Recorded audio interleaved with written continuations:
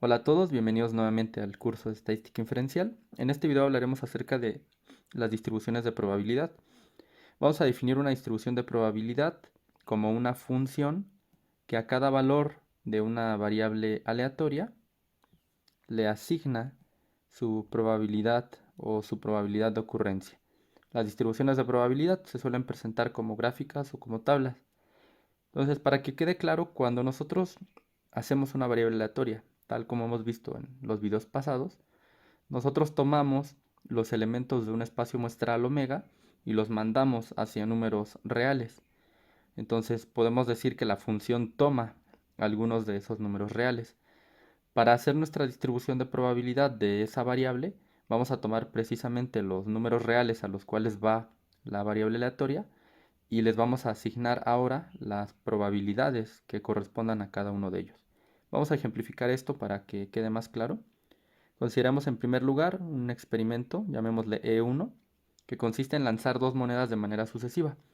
Estoy usando nuevamente este ejemplo para que se note qué es lo que vamos a hacer al construir nuestra distribución de probabilidad.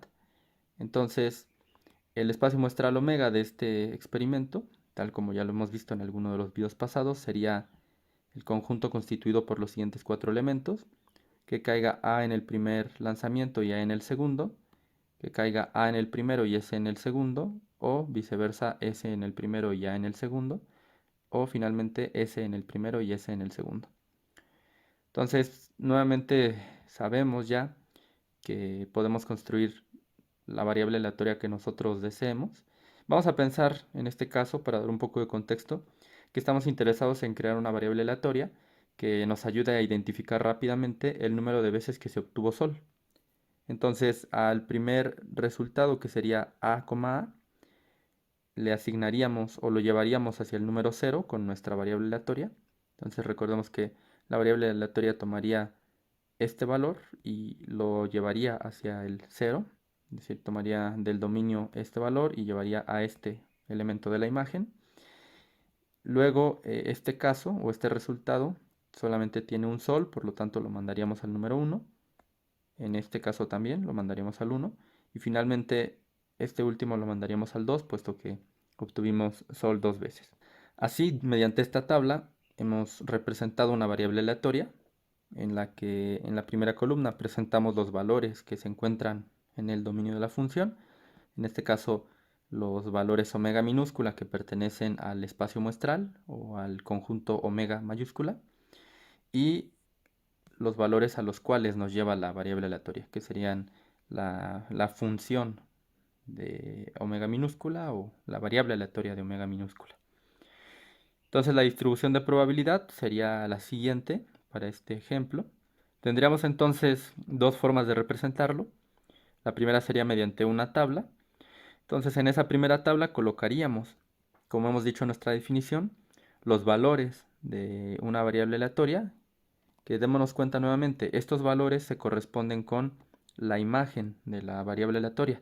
Sin embargo, es bastante común que para evitar, digamos, mencionar siempre que se trata de la imagen de la variable aleatoria, se suele sobreentender que cuando uno dice que toma los valores de la variable aleatoria, efectivamente está tomando estos valores de la imagen. Entonces en los videos posteriores nosotros nos referiremos de esa manera, diremos los valores que toma la variable aleatoria y en realidad estaríamos designando la imagen de nuestra variable aleatoria. Entonces estos valores de la variable aleatoria o los valores que toma la variable aleatoria serían 0, 1 y 2, como ya lo hemos visto o como lo construimos. Y tal como dice nuestra definición, a cada valor de esa variable aleatoria le vamos a asignar su probabilidad de ocurrencia. Entonces la probabilidad de que esta variable aleatoria tome el valor 0 es de 0.25. Para esto simplemente utilizaríamos la definición de probabilidad clásica. Solamente hay un elemento del espacio muestral que va a dar al 0 y existen cuatro elementos del espacio muestral. Entonces, por definición de probabilidad clásica, tendríamos cardinalidad de A entre cardinalidad de omega, eso es 1 entre 4, que es igual a 0.25. Luego tenemos que la variable aleatoria va hacia 1 y la probabilidad de que eso ocurra es 0.5. El razonamiento es análogo, tenemos dos resultados que van a dar hacia el 1. por lo tanto eso sería 2 entre 4, que es 0.5, y finalmente la variable aleatoria toma el valor 2 con una probabilidad de 0.25. También análogamente, únicamente tenemos un resultado del espacio muestral de 4, por lo tanto es 1 entre 4, que es 0.25. Entonces, estas son las probabilidades que corresponden a la variable aleatoria, y colocamos aquí el total, que la suma de las probabilidades da 1. Esto es así porque estamos considerando con nuestra variable aleatoria todos los elementos del espacio muestral, y recordemos que el segundo teorema de Kolmogorov afirma que la probabilidad del espacio muestral es 1. Entonces, efectivamente aquí debemos obtener una probabilidad de 1 al sumar todas las probabilidades, puesto que estamos considerando todos los elementos del espacio muestral omega. Otra manera de representar nuestra distribución sería mediante una gráfica. Entonces, aquí es necesario aclarar que tanto la tabla como la gráfica representan lo mismo, solamente estamos haciendo ambas para saber cómo se construyen. Entonces, en el eje Y podemos representar las probabilidades y en el eje X los valores que toma la variable aleatoria. En este caso serían las X minúsculas, y en este caso sabemos que solamente puede tomar el 0, el 1 y el 2. Entonces únicamente asignamos las probabilidades. Entonces cuando la variable aleatoria toma el valor 0, le ponemos 0.25, cuando toma el valor 1, 0.5, y cuando toma el valor 2, 0.25 nuevamente. Consideramos ahora un segundo experimento que llamemos C2. El objetivo de considerarlo es darnos cuenta de que este experimento va a tener la misma distribución de probabilidad. Entonces pensemos que el experimento consiste en responder dos preguntas con dos opciones de respuesta cada una. Entonces, en la primera pregunta, los dos posibles resultados sería que se responda de manera correcta o incorrecta la pregunta. Y en el caso de la segunda pregunta también se puede responder de forma correcta o incorrecta. Así, el espacio muestral omega, que sería omega 2, sería igual a lo siguiente. Un primer posible resultado sería que la primera pregunta haya sido respondida de manera correcta y la segunda también, que la primera se responda correctamente y la segunda incorrectamente. Tercer caso sería incorrecto correcto y el último incorrecto incorrecto. Entonces, si nosotros creáramos una variable aleatoria, podríamos pensar, por ejemplo, en la cantidad de preguntas que se respondió de manera incorrecta. Entonces, este valor de aquí lo mandaríamos al 0, este de aquí al 1, este al 1 y este al 2. Si nos damos cuenta, eso sería análogo a lo que hemos hecho con nuestra variable aleatoria anterior en el experimento 1. Entonces, ocupemos nuevamente la tabla de la izquierda. Como estamos contando el número de respuestas incorrectas, tendríamos un caso que sería correcto o correcto, al que le asignaríamos el 0. Después a correcto incorrecto le asignaríamos el 1. A incorrecto correcto le asignaríamos también el 1. Y a incorrecto coma incorrecto también el 2 en este caso. Entonces notemos que si yo deseo interpretar este experimento o estudiarlo de manera análoga al experimento 1, en realidad la variable aleatoria que podría construir sería la misma. Y evidentemente la distribución de probabilidad también sería la misma, porque de manera análoga, cuando la variable aleatoria toma el 0, tenemos una probabilidad de 0.25. Cuando toma el 1 también sería de 0.5 y cuando toma el 2 sería de 0.25. Por lo tanto, tanto la tabla como la gráfica que hemos hecho para el experimento 1 representan también la distribución de probabilidad para el experimento 2.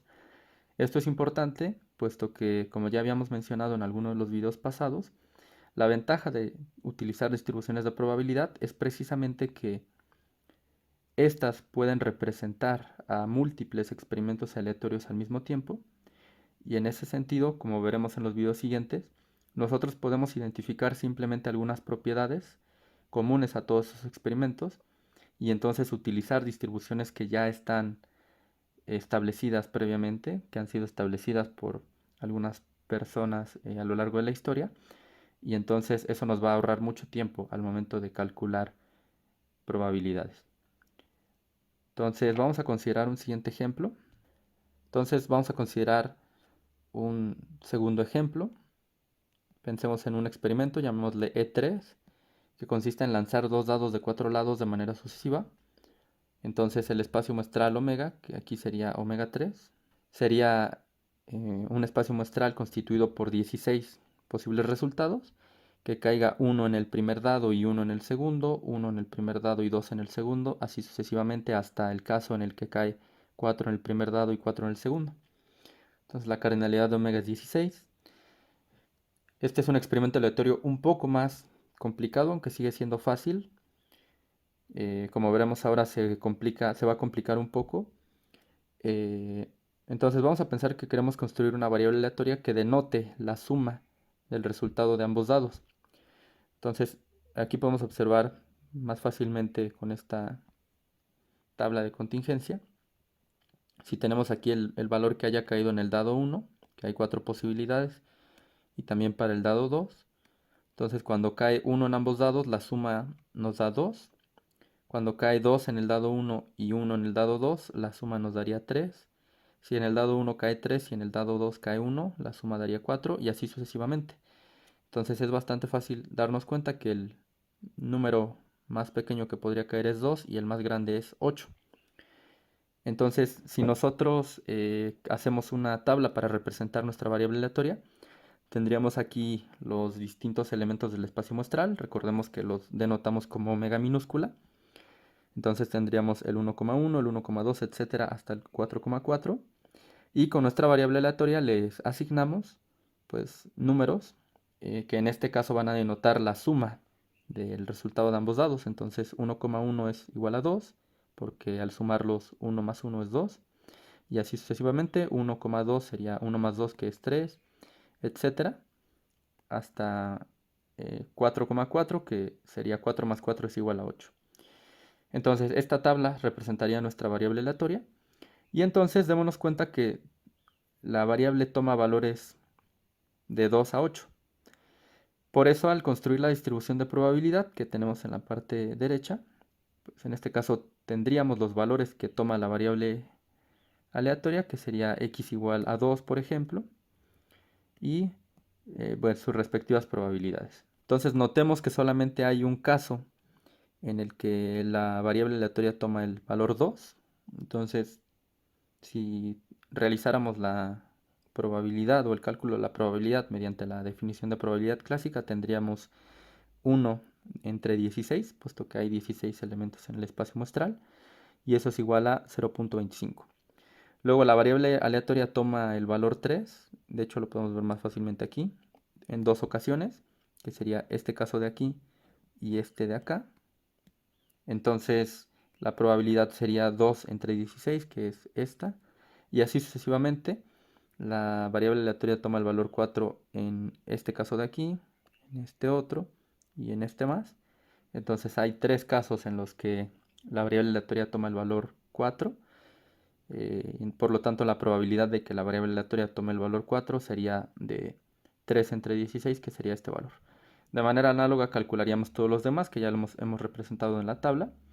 Y bueno, al finalmente sumamos los valores de probabilidad y nuevamente nos dan 1. Una siguiente manera, como ya hemos dicho, de representar esto sería mediante una gráfica. Entonces en el eje X representamos los distintos valores que puede tomar la variable aleatoria, que serían del 2 al 8. Y las probabilidades, simplemente hemos representado las que ya calculamos con la tabla. Y nuestra distribución se vería de esta manera, con estos 7 puntos. Entonces, además podríamos hacernos algunas preguntas con estas distribuciones que podríamos resolver de manera un poco más rápida. Por ejemplo, ¿cuál es la probabilidad de obtener un 4? O mejor dicho, de que la suma de nuestros dados sea 4. Pensemos, por ejemplo, si tenemos una situación de un juego de mesa en el que necesitemos obtener un 4 para ganar, bueno, pues la probabilidad sería de 0.1875. Entonces es relativamente baja la probabilidad de que ganemos, es decir, de que obtengamos ese 4 que necesitamos para ganar. Y así podríamos hacernos otras preguntas. Por ejemplo, pensemos en la siguiente pregunta: ¿cuál es la probabilidad de obtener al menos un 6? ¿No? Consideremos que nuevamente estamos en el juego, pero ahora necesitamos al menos 6 para ganar. Es decir, que la suma de los dos dados que lancemos nos dé 6 al menos. Esto lo podríamos traducir de la siguiente manera. Estaríamos interesados en que la variable aleatoria tome valores al menos iguales a 6. Eso significaría valores mayores o iguales que 6. Entonces lo podemos traducir como que queremos que la variable aleatoria tome el valor 6 o el valor 7 o el valor 8. Entonces sería sumar estas probabilidades. Y bueno, con la distribución ya las tenemos. Esto es 0.1875 más 0.125 más 0.025 y eso es 0.375. Es decir, la probabilidad de obtener al menos 6 en el juego es mayor, por ejemplo, que la probabilidad de obtener un 4 únicamente. O que la suma de los dados nos dé 4, mejor dicho. En este punto, y para concluir este video, podría preguntarse a alguno de ustedes que parece innecesario hacer estas distribuciones, puesto que al final terminamos calculando también mediante la definición de probabilidad clásica. Sin embargo, a partir de los siguientes videos será más evidente por qué las distribuciones de probabilidad resultarán una opción mucho más fácil y viable para poder hacer nuestros cálculos. Estos ejemplos han tenido como objetivo ser sencillos para que pueda entenderse más fácilmente el concepto. Sin embargo, en los siguientes utilizaremos ejemplos más complejos que de ninguna manera podríamos resolver calculando probabilidades clásicas, y entonces se notará más fácilmente cuál es la utilidad de las distribuciones de probabilidad. Y bueno, vamos a dejar este video hasta aquí, nos vemos en los siguientes.